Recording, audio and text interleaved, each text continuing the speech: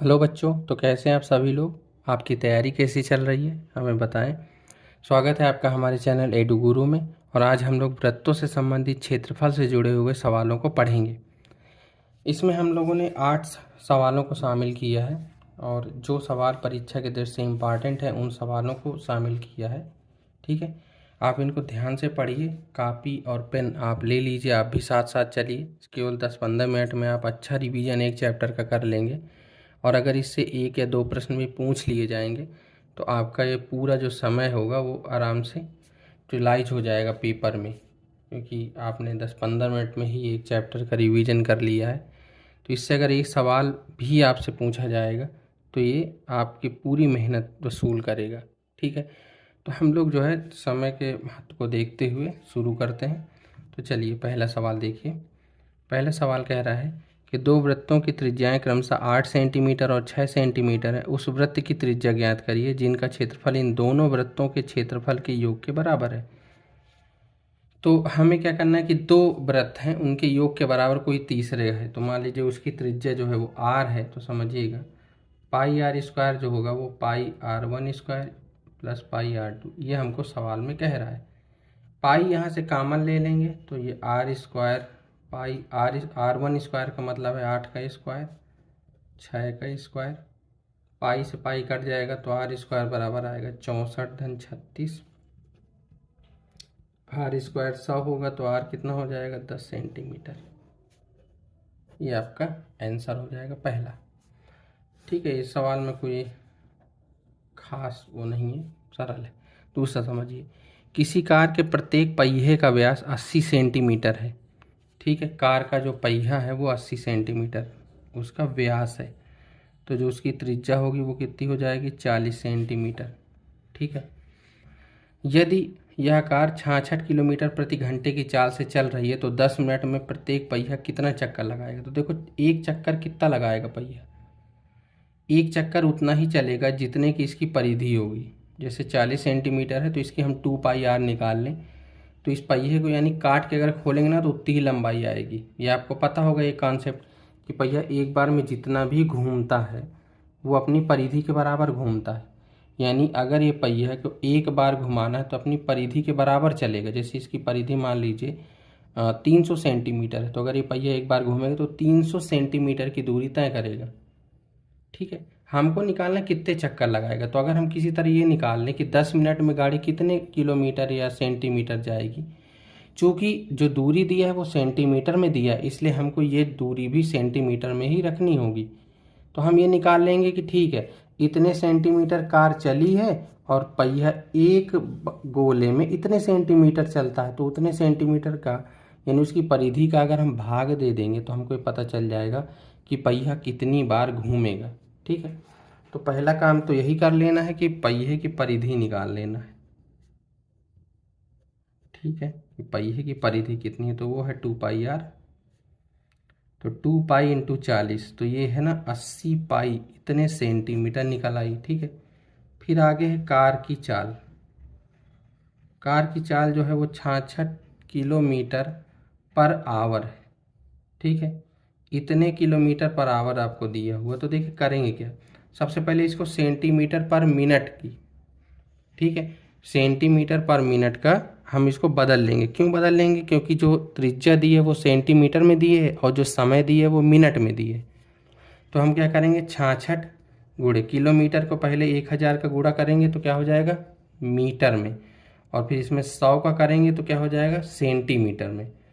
इसी तरह घंटे को मिनट बनाने के लिए क्या करेंगे 60 का गुणा कर देंगे। इस तरह से ये आ जाएगा 1,10,000 इतने सेंटीमीटर पर मिनट। अब हम ये लिखेंगे कि 10 मिनट में कार द्वारा तय की गई दूरी। तो 10 मिनट, तो 1 मिनट में इतना चलती है तो 10 मिनट में कितना चलेगी 2 2 4 1 5 यानी इकाई दहाई सैकड़ा हजार दस से 11 लाख 11 लाख सेंटीमीटर ये 10 मिनट में चलेगी। ठीक है, अब एक पहिया एक बार घूमता है कितने में 80 पाई सेंटीमीटर में, तो हम बस निकाल लेंगे पहिए द्वारा लगाए गए चक्करों की संख्या बराबर कुल दूरी कितनी है 11 लाख बटे 80 पाई, तो पाई मान लें 22 और ऊपर 7 चला जाएगा। ठीक है, और उसके बाद इसको हल कर लेंगे तो मान लो ये एक जीरो से एक जीरो कट गया, ये 11 से कटेगा तो 11 एकम 11 दो दो 4 जीरो आ जाए, 11 दूनाई 22 हो जाएगा।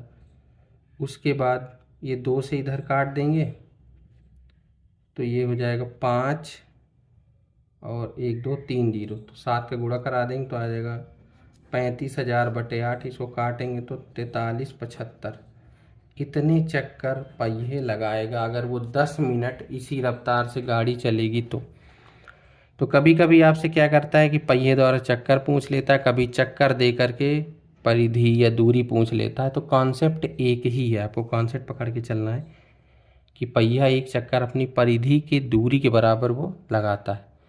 कुल दूरी बटे उसकी परिधि कर लेते हैं तो हमें चक्करों की संख्या पता चल जाती है। ठीक है, और उसकी परिधि और चक्कर का गुणा कर देते हैं तो कुल दूरी पता चल जाती है। तो इस तरह से ये दूसरा सवाल था। हम लोग आगे बढ़ते हैं, तीसरा सवाल लगाते हैं।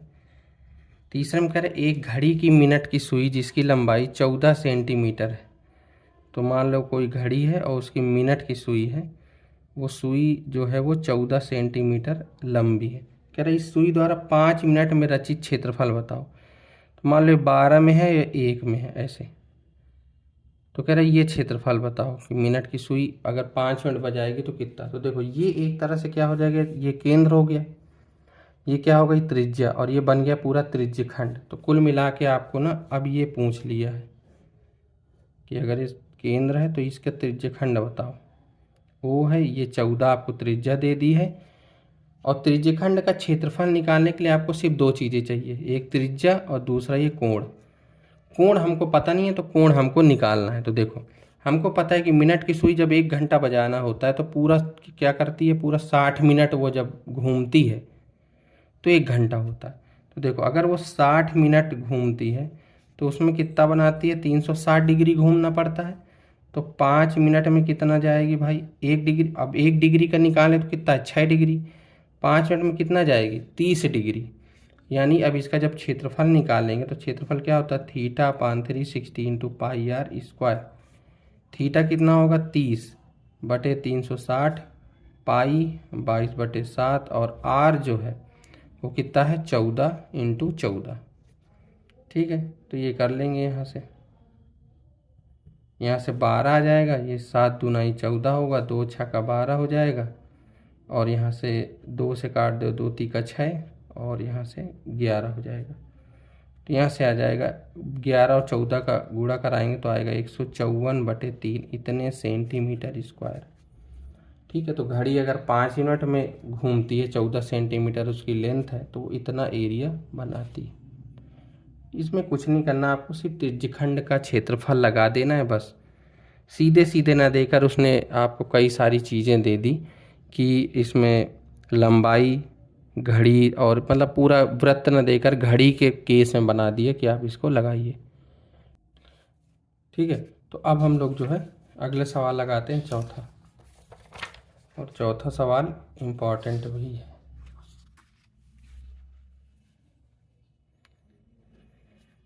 चौथा देखो, चौथे में कह रहे हैं कि एक छतरी में 8 ताने हैं। ठीक है, मतलब जो छाता होता है जो बराबर दूरी पर लगे हुए, इसका चित्र भी है। छतरी को 45 सेंटीमीटर त्रिज्या वाला एक सपाट वृत्त मानते, मतलब ये कि अगर छतरी को ऐसे मुड़ी हुई ना होकर हम ऐसे खोल दें तो वो कुछ ऐसी दिखेगी ऊपर से। ठीक है, और 45 सेंट मतलब त्रिज्या आपको दे दिया कि वो 45 सेंटीमीटर है, एक सपाट वृत्त मानते हुए इसकी 2 क्रमागत तानों के बीच का क्षेत्रफल बताओ। ये भी ना पूरा त्रिज्यखंड जैसा ही है। तो अगर हम समझिए, अगर एक छतरी ऐसी है, ताने मतलब जो उसमें ऐसे देखे होगे ना, लोहे की लाइनें होती हैं ऐसे ऐसे छाते में, उन्हीं को ताना बोल रहे हैं। तो ये ना हमको इसका क्षेत्रफल बताना है, 2 तानों के बीच का। मतलब एक तरह से ये केस है, यहाँ चित्र बना है, हमने इसको यहाँ बना दिया है। तो ये आपको दिया है कि 45 सेंटीमीटर, यानी आपको एक तरह से त्रिज्या दे दिया कि 45 है, आपको सिर्फ कोण निकालना है। कहीं कहीं आपको कोण नहीं देता है तो आप निकाल लेंगे। देखो कितने ताने, 8। अगर कोई गोल वृत्त होता है तो पूरा कितना होता है, 360। जो थीटा होगा वो कितना आएगा, 360/8। 8 चौक 32, 8 पंच 40, 45 डिग्री। माने एक ताना कितना होगा, 45 डिग्री का। ऐसे 8 ताने हैं तभी तो 360 बनेगा। तो किसी वृत्त के जितने भाग किए जाते हैं उसी का भाग दे दो तो आपको पता चल जाएगा कि हर एक भाग, हर एक तिरछखंड में कितना कोण होगा। अब इसका क्षेत्रफल निकालना है तो क्या होगा इसका, θ/360 इंटू पाई आर स्क्वायर। तो 45/360 गुणे पाई। पाई जब कुछ दिया नहीं है तो हमेशा 22/7 ही हमको यूज करना है, ठीक है। और 45 का होल स्क्वायर। तो इसको जब काटेंगे ना तो ये 8 आएगा, ठीक है। और यहाँ से 2 से काट दो तो 11 हो जाएगा और ये हो जाएगा 11 गुणे 45 का स्क्वायर करेंगे, यानी 11/7 चौक 28 हो जाएगा। 45 का स्क्वायर 2025 होगा। जब आप गुणा कराएंगे तो 22,275/28 इतने सेंटीमीटर आपका उत्तर होगा। तो ये छाता वाला सवाल है सरल, लेकिन आपको समझना होगा। तो इस तरह के सवाल पूछे जा सकते हैं पेपर में, जो कि बहुत बड़े भी ना हो, बहुत कठिन ना हो, लेकिन हाँ आपको कोण कम से कम निकालना आना चाहिए। तो ये छोटी छोटी चीज़ें हैं जो आपको पता होनी चाहिए, इससे सवाल बड़ा आसान हो जाता है। तो इस तरह से चौथा सवाल है। हम एक सवाल और देख लेते हैं, पाँचवा कह रहे हैं कि वृत्तों की त्रिज्याएं 7 सेंटीमीटर व 14 सेंटीमीटर है तथा एंगल AOC 40 है। तो छायांकित भाग का, तो देखो ये इतना, इसको समझ लो, आप खुद ही लगा लोगे। देखिए अगर हमको एक त्रिज्यखंड दिया जाए तो हम निकाल लेंगे। अब हमको जैसे ये पूछ लिया और त्रिज्याएं दी, ये 7 है और ये पूरी यहाँ तक 14 है। तो अब देखो, और ये कोण दोनों के लिए सेम है। तो अगर हम एक पहले ये वाला त्रिज्यखंड निकाल लें, छोटा वाला, फिर एक ये पूरा बड़ा वाला निकाल लें यहाँ तक, तो बड़े में से छोटा घटा दोगे तो ये निकल आएगा कि नहीं, छायांकित भाग।